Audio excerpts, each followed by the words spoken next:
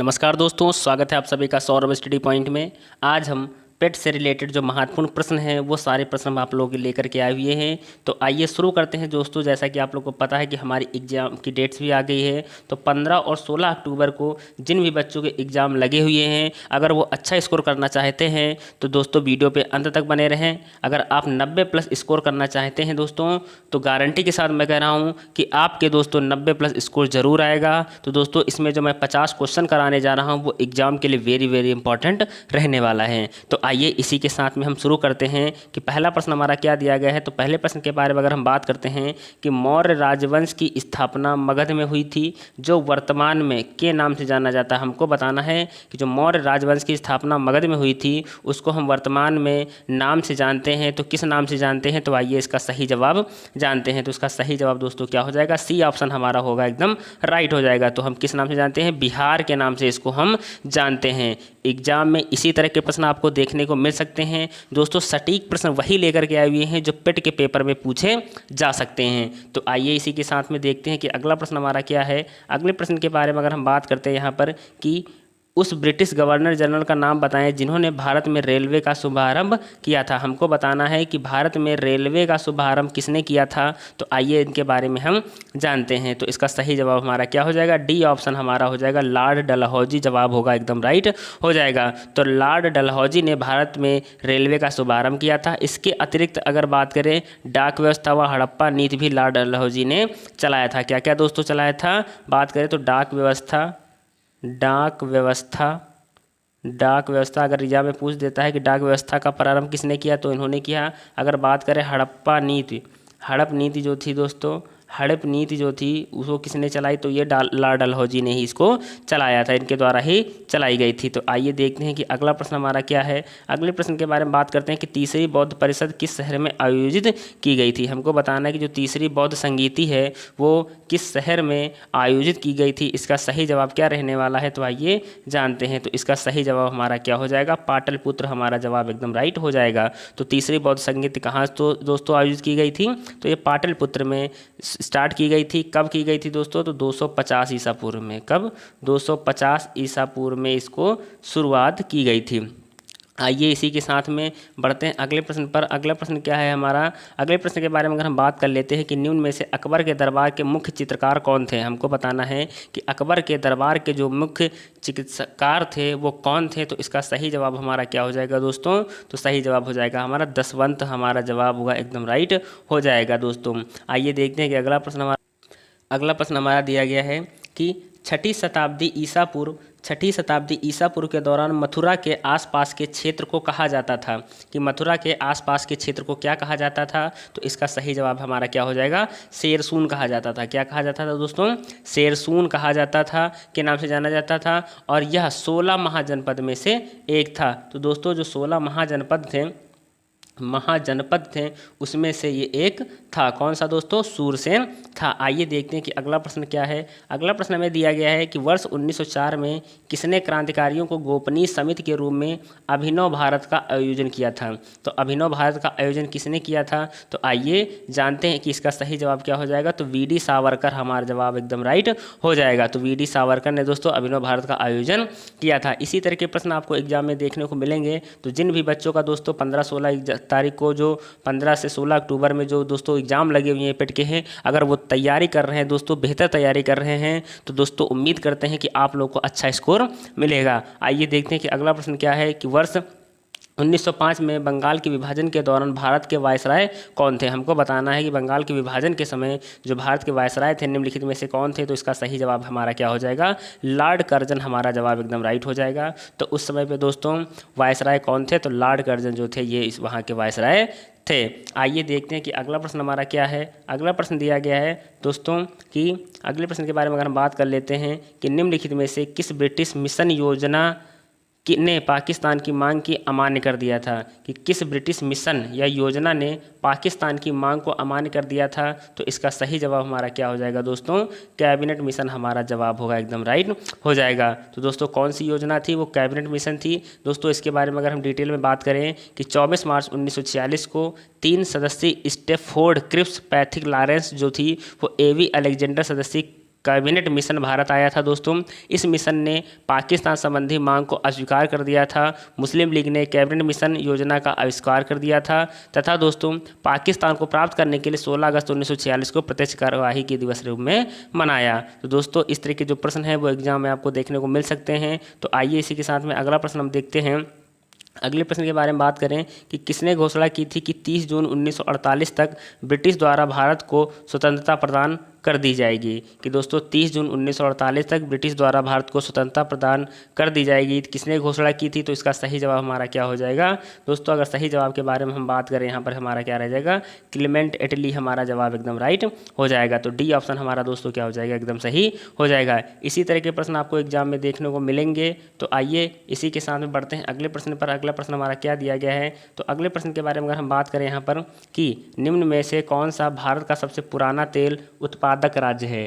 तेल उत्पादक राज्य कौन सा है दोस्तों पेट्रोलियम में? तो इसका सही जवाब हमारा क्या हो जाएगा? सी ऑप्शन हमारा जो जवाब होगा असम हमारा जवाब एकदम सही हो जाएगा। तो दोस्तों जो भारत का सबसे पुराना तेल उत्पादक राज्य क्या हो जाएगा? असम हमारा जवाब एकदम राइट हो जाएगा। आइए देखते हैं अगला प्रश्न क्या है। अगले प्रश्न के बारे में अगर हम यहाँ पर बात करें कि भूजल रिसाव के द्वारा रिचार्ज हो जाता है। कुछ स्थानों पर भूजल भौमजल स्तर के नीचे कठोर चट्टानों की परतों के बीच होता है। इस चट्टान को कहते हैं, हमको बताना है कि इस चट्टान को हम क्या कहते हैं? तो इसको क्या कहते हैं? एक्वीफर कहते हैं दोस्तों। क्या कहते हैं?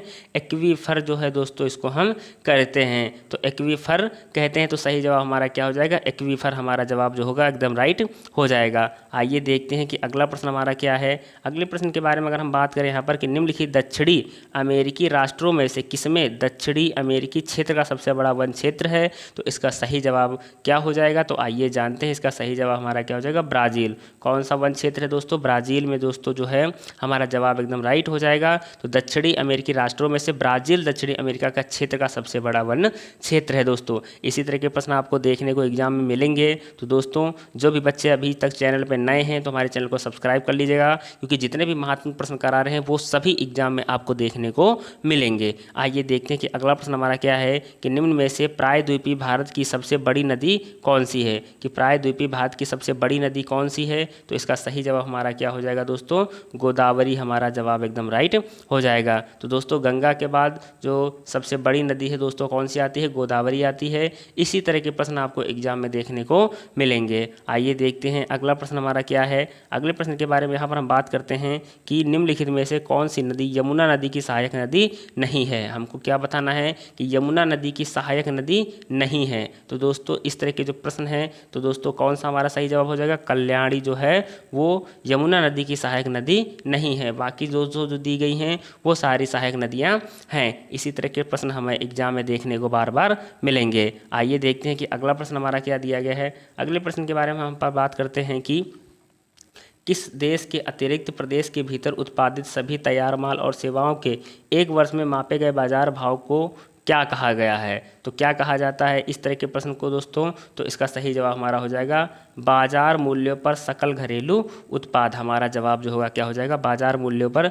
सकल घरेलू उत्पाद जो है इसको दोस्तों कहा जाता है। आइए देखते हैं कि अगला प्रश्न हमारा क्या दिया गया है। अगले प्रश्न के बारे में बात करें कि कौन सा क्षेत्र भारतीय अर्थव्यवस्था का आधार है? तो भारतीय अर्थव्यवस्था का आधार क्या है दोस्तों? तो इसका सही जवाब क्या हो जाएगा? कृषि। कृषि दोस्तों हमारा जो जवाब होगा एकदम राइट हो जाएगा। आइए देखते हैं कि अगला प्रश्न दोस्तों जो फटाफट सीरीज है, तो उम्मीद करते हैं कि आप लोगों को ये प्रश्न बहुत अच्छे से समझ में आ रहे होंगे और समझ पा रहे होंगे। तो अगर आपको एग्जाम में अपने पेट के एग्जाम में अच्छा स्कोर करना है तो वीडियो पे अंत तक बने रहें, क्योंकि जितने भी महत्वपूर्ण प्रश्न हो सकते हैं दोस्तों वो सारे प्रश्न कलेक्ट करके हम आप लोगों को करा रहे हैं। तो दोस्तों आइए देखते हैं कि अगला प्रश्न क्या है कि सिल्क रूट के बारे में निम्नलिखित में से कौन से कथन सत्य हैं? तो सिल्क रूट के बारे में हमको बताना है दोस्तों कि कौन से कथन जो होंगे वो हमारे राइट हो जाएंगे। तो अगर बात करें तो सही जवाब के दोस्तों क्या हो जाएगा? तो दोस्तों इसमें 4 ऑप्शन दिए गए हैं। तो चारों ऑप्शन में हम अगर बात करें क्या हो जाएगा दोस्तों? इसके जो हमारे नीचे ऑप्शन दिया गया है तो इसका सही जवाब हमारा हो जाएगा डी। डी में दोस्तों क्या दिया गया? पहला, दूसरा, तीसरा और चौथा। तो चारों ऑप्शन हमारे जो होंगे वो सही हो जाएंगे। अगर बात करें पहले ऑप्शन के बारे में कि सिल्क रूट का उपयोग केवल रेशम व्यापार के लिए किया जाता है, तो दोस्तों ये सही है, पहला भी हमारा सही है। मार्ग संस्कृति संचारण के लिए बढ़िया चैनल के रूप में कार्य करता है, तो दूसरा भी सही हो जाएगा दोस्तों। तीसरा बात करें कि सिल्क रूट पूर्वी, पश्चिमी, उत्तरी उत्तरी और दक्षिणी सिल्क रूट में बांटा जाता है, तो ये भी सही हो जाएगा। दक्षिणी सिल्क रूट पर खोतान एक सबसे महत्वपूर्ण स्थान है, तो दोस्तों चौथा भी सही हो जाएगा। तो चारों ऑप्शन हमारे क्या हो जाएंगे दोस्तों, राइट हो जाएंगे। आइए देखते हैं, बढ़ते हैं अगले प्रश्न की ओर। अगला प्रश्न हमें दिया गया है कि प्रदत्त समयावधि में वस्तुओं के निर्यात के मूल्य और आयात के मूल्य के मध्य के अंतर को कहा जाता है। तो दोस्तों क्या कहा जाता है, तो इसका सही जवाब हो जाएगा हमारा व्यापार संतुलन कहा जाता है। क्या कहा जाता है दोस्तों, व्यापार संतुलन कहा जाता है। आइए बढ़ते हैं अगले प्रश्न पर। अगला प्रश्न हमें क्या दिया गया है दोस्तों, देखते हैं। अगर बात करें यहाँ पर हम अगले प्रश्न पर कि भारतीय संविधान के आर्टिकल 326 के अनुसार हर राज्य की विधानसभा और विधान परिषद के चुनाव वयस्क मताधिकार के आधार पर होंगे। वयस्क मताधिकारों से तात्पर्य है कि प्रत्येक भारतीय नागरिक की उम्र चुनाव में भाग लेने के लिए कितने वर्ष होनी चाहिए। तो इसका सही जवाब क्या हो जाएगा दोस्तों, 18 वर्ष होनी चाहिए दोस्तों। तो चुनाव में भाग लेने के लिए नागरिक की उम्र कितनी होनी चाहिए, 18 वर्ष होनी चाहिए। अगले और बढ़ते हैं प्रश्न की ओर दोस्तों। अगले प्रश्न के बारे में यहाँ पर हम बात करें कि निम्न में से कौन सा कथन गलत है। हमको बताना है कि जो निम्नलिखित में कौन सा कथन जो होगा हमारा गलत हो जाएगा। तो इसका सही जवाब क्या हो जाएगा। तो पहले प्रश्न के बारे में बात करें, पहला आंसर के बारे में बात करें कि राज्यपाल राज्य की विधान परिषद का स्थगन कर सकता है, तो दोस्तों सही है हमारा।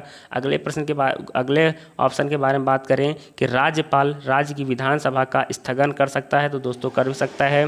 तीसरा है कि राज्यपाल राज्य की विधान परिषद को भंग कर सकता है, तो दोस्तों ये गलत है, भंग नहीं कर सकता है। तो इसका सही जवाब हमारा क्या हो जाएगा दोस्तों, तो जो तीसरा ऑप्शन हमारा है वो एकदम सही हो जाएगा। तो राज्यपाल राज्य की विधान परिषद को भंग नहीं कर सकता है दोस्तों, भंग कर सकता है तो ये दोस्तों गलत जवाब हो जाएगा हमारा। तो सी ऑप्शन हमारा एकदम राइट हो जाएगा।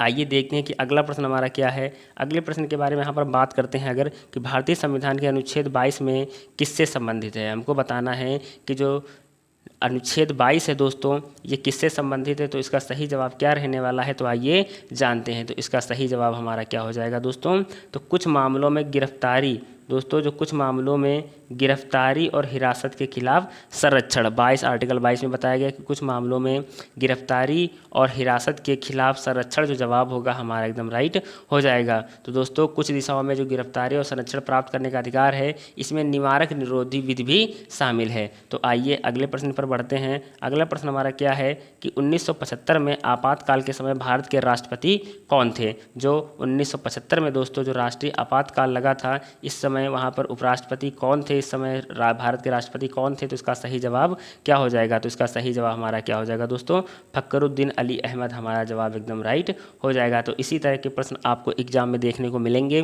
तो दोस्तों अगर आप हमारे चैनल पर अभी तक नए हैं तो चैनल को सब्सक्राइब कर लीजिएगा, तो ताकि दोस्तों और जो भी वीडियो आप लोगों को मिल रहे हैं दोस्तों कोशिश कर यही रहेगी दोस्तों कि आप लोगों को 90+ स्कोर एग्जाम में हासिल हो। आइए देखते हैं कि अगला प्रश्न हमारा क्या है।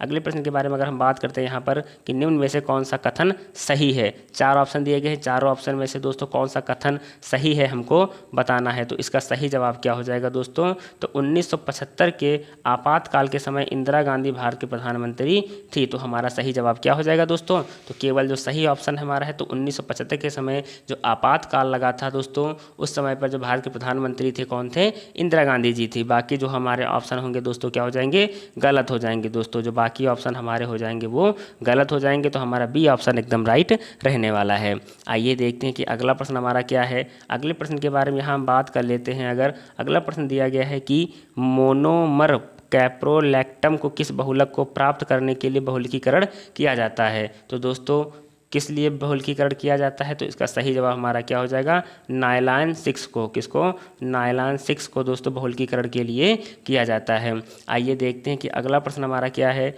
अगले प्रश्न के बारे में बात करते हैं कि शक्ति की भौतिक मात्रा की विमा क्या है। कि जो शक्ति है इसकी दोस्तों भौतिक मात्रा की जो विमा है निम्नलिखित में से क्या रहने वाली है। तो इसका सही जवाब हो जाएगा हमारा M1L2T-3 हमारी ये विमा जो जवाब होगा वो एकदम राइट हो जाएगा दोस्तों। इसी तरह के प्रश्न जो हैं वो एग्जाम में आपको बारी बारी से देखने को मिलेंगे। आइए देखते हैं कि अगला प्रश्न हमारा क्या है। अगले प्रश्न के बारे में बात करें कि CaSO4 2H2O का रासायनिक सूत्र क्या है। तो दोस्तों इसका रासायनिक सूत्र हमारा क्या हो जाएगा, जिप्सम हमारा जवाब होगा एकदम राइट हो जाएगा। तो दोस्तों किसका सूत्र है दोस्तों ये, तो ये रासायनिक सूत्र है जिप्सम का रासायनिक सूत्र रहने वाला है। आइए देखते हैं कि अगला प्रश्न हमारा क्या है। अगले प्रश्न के बारे में यहाँ पर बात करें कि नियॉन लैंप का आविष्कार किसके द्वारा किया गया था। जो नियॉन लैंप है उसका आविष्कार किसके द्वारा किया गया था, तो इसका सही जवाब हमारा क्या हो जाएगा दोस्तों, तो जॉर्जेस क्लाउड हमारा जवाब एकदम राइट हो जाएगा। तो पहला ऑप्शन हमारा जो होगा ए ऑप्शन हमारा एकदम राइट हो जाएगा। तो जॉर्जेस क्लाउड के द्वारा दोस्तों इसका आविष्कार किया गया था।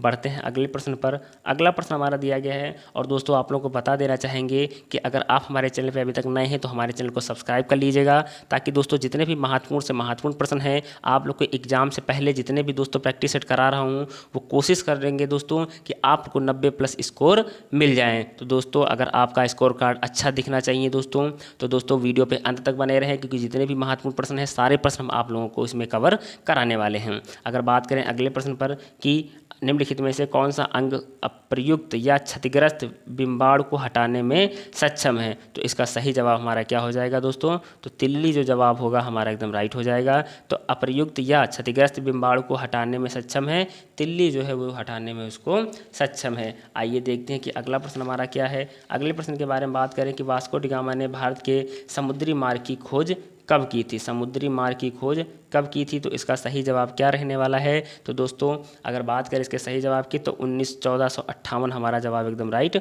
हो जाएगा। तो 1498 में दोस्तों क्या की थी, इसकी खोज की थी, समुद्री मार्ग की खोज की थी। आइए देखते हैं कि अगला प्रश्न क्या है कि अमीर खुसरो द्वारा रचित कविता छाप तिलक सब छीनी किस भाषा में है। तो जो छाप तिलक सब छीनी किस भाषा में लिखी है, तो इसका सही जवाब क्या हो जाएगा दोस्तों, तो इसका सही जवाब हमारा हो जाएगा ब्रज भाषा, हमारा जवाब एकदम राइट हो जाएगा। तो अमीर खुसरो ने ये की कविता किस भाषा में लिखी है दोस्तों, तो ब्रज भाषा में इसको इन्होंने लिखा है। आइए देखते हैं कि अगला हमारा प्रश्न क्या है। अगला प्रश्न है कि विश्व स्वास्थ्य दिवस किस दिन मनाया जाता है। विश्व स्वास्थ्य दिवस किस दिन मनाया जाता है, तो इसका सही जवाब क्या हो जाएगा दोस्तों, तो 7 अप्रैल हमारा जवाब एकदम राइट हो जाएगा। तो 7 अप्रैल को विश्व स्वास्थ्य दिवस मनाया जाता है। इसी तरह के प्रश्न आपको एग्जाम में बार बार से देखने को मिल सकते हैं। आइए देखते हैं कि अगला प्रश्न हमारा क्या है। अगले प्रश्न के बारे में अगर हम बात करें कि ब्यूनस आयर्स किस देश की राजधानी है। ब्यूनस आयर्स जो है दोस्तों वो किस देश की राजधानी है, तो इसका सही जवाब क्या हो जाएगा, अर्जेंटीना हमारा जवाब एकदम राइट हो जाएगा। तो ब्यूनस आयर्स जो है दोस्तों वो अर्जेंटीना की राजधानी है। इसी तरह के प्रश्न दोस्तों एग्जाम में पेट के एग्जाम में आपको बारी बारी से देखने के मिलेंगे। तो दोस्तों अगर बात करें कि राष्ट्रीय उद्यान में सबसे अधिक एक सींग वाले गैंडे पाए जाते हैं, कि किस राष्ट्रीय उद्यान में सबसे अधिक एक सींग वाले गैंडे पाए जाते हैं, तो इसका सही जवाब क्या हो जाएगा, तो काजीरंगा हमारा जवाब एकदम राइट हो जाएगा। काजीरंगा में दोस्तों क्या पाए जाते हैं, राष्ट्रीय उद्यान एक सींग वाले दोस्तों जो गैंडे हैं वो यहाँ पे काजीरंगा में पाए जाते हैं। और काजीरंगा राष्ट्रीय उद्यान है, ये कहाँ पर स्थित है, असम के अंदर स्थित है। कहाँ पर स्थित है, असम के अंदर स्थित है। इसी तरह के प्रश्न आपको एग्जाम में देखने को मिलेंगे। और इसे राष्ट्रीय उद्यान का दर्जा कब मिला था, तो 1974 में मिला था। कब मिला था, 1974 में मिला था। आइए देखते हैं कि अगला प्रश्न हमारा क्या है। इम्फाल किस भारतीय राज्य की राजधानी है। इम्फाल जो है वो किस भारतीय राज्य की राजधानी है, तो इसका सही जवाब क्या हो जाएगा, तो मणिपुर हमारी जवाब होगा एकदम राइट हो जाएगा। तो इम्फाल किस भारत की राज्य की राजधानी है, तो मणिपुर की ये राजधानी रहने वाली है। आइए बढ़ते हैं अगले प्रश्न पर। अगला प्रश्न हमारे दिया गया है कि हॉर्नबिल महोत्सव निम्न में से किस राज्य में मनाया जाता है। तो जो हॉर्नबिल महोत्सव है दोस्तों ये एग्जाम के लिए वेरी वेरी इंपॉर्टेंट है, और पेट के एग्जाम के लिए भी वेरी वेरी इंपॉर्टेंट प्रश्न रहने वाला है। तो ये कहाँ पर मनाया जाता है, तो ये नागालैंड के अंदर मनाया जाता है। कहाँ मनाया जाता है, नागालैंड के अंदर मनाया जाता है। आइए बढ़ते हैं अगले प्रश्न पर। अगला प्रश्न हमें दिया गया है कि महाराष्ट्र के पोला त्यौहार में किस जानवर की पूजा की जाती है। तो महाराष्ट्र का जो पोला त्यौहार है दोस्तों किस जानवर की पूजा की जाती है हमको बताना है। तो इसका सही जवाब क्या हो जाएगा, वृषभ की। किसकी पूजा की जाती है, वृषभ की पूजा की जाती है। इसी तरह के वृषभ को दोस्तों इंग्लिश में बात करें तो क्या बोलते हैं, बुल। बुल दोस्तों बोलते हैं। तो इसका सही जवाब हमारा क्या हो जाएगा, वृषभ हमारा जवाब एकदम राइट हो जाएगा। आइए देखते हैं कि अगला प्रश्न हमारा क्या है। निम्नलिखित में से नृत्य का कौन सा प्रकार असम से संबंधित है। नृत्य का कौन सा प्रकार जो है वो असम से संबंधित है, तो इसका सही जवाब हो जाएगा हमारा बिहू। असम से दोस्तों कौन सा संबंधित है, बिहू जो है ये। इसी तरह के प्रश्न दोस्तों एग्जाम में आपको बारी बारी से देखने को मिलेंगे, और बिहू जो है वो असम का मुख्य पर्व है दोस्तों। तो इसका सही जवाब हमारा क्या हो जाएगा, सी ऑप्शन हमारा राइट रहने वाला है। कश्मीर दी वाजपेयी ईयर्स नामक किताब के लेखक कौन है? हमको बताना है कश्मीर दी वाजपेयी ईयर्स नामक किताब के लेखक कौन है? तो इसका सही जवाब क्या हो जाएगा हमारा? तो A.S. दुलत हमारा जवाब एकदम राइट हो जाएगा। A.S. दुलत हमारा जवाब एकदम सही रहने वाला है। आइए देखते हैं कि अगला प्रश्न हमारा क्या है। अगले प्रश्न के बारे में बात करें कि भारत की पहली महिला मुख्यमंत्री थी। बताना है कि जो पहली महिला मुख्यमंत्री हैं निम्नलिखित में से कौन सा हमारा जवाब सही हो जाएगा? तो सही जवाब के बारे में अगर हम बात करें तो इसका सही जवाब हमारा क्या हो जाएगा दोस्तों? सुचेता कृपलानी हमारा जवाब एकदम राइट हो जाएगा। तो भारत की पहली मुख्यमंत्री जो थी वो सुचेता कृपलानी दोस्तों थी। आइए बढ़ते हैं अगले प्रश्न पर। अगला प्रश्न हमें दिया गया है। अगले प्रश्न के बारे में यहाँ पर बात करें कि स्वतंत्र भारत के प्रथम शिक्षा मंत्री कौन थे? स्वतंत्र भारत के जो प्रथम शिक्षा मंत्री थे निम्नलिखित में से कौन थे? तो इसका सही जवाब हमारा क्या हो जाएगा दोस्तों?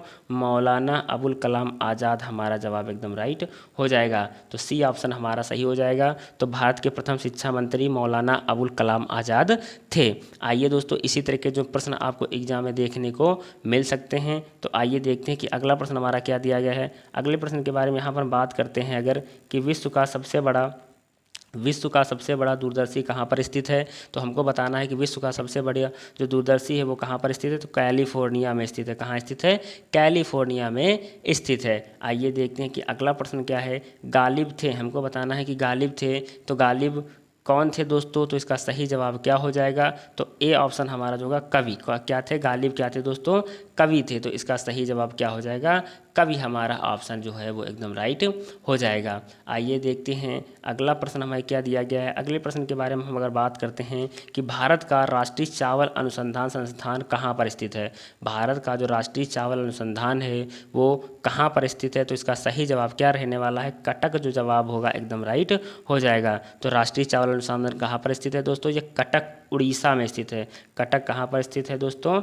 उड़ीसा में स्थित है। तो सही जवाब हमारा क्या हो जाएगा? कटक जो जवाब होगा एकदम राइट हो जाएगा। अगर बात करें उड़ीसा की कैपिटल के बारे में दोस्तों क्या हो जाएगी? भुवनेश्वर। क्या हो जाएगी?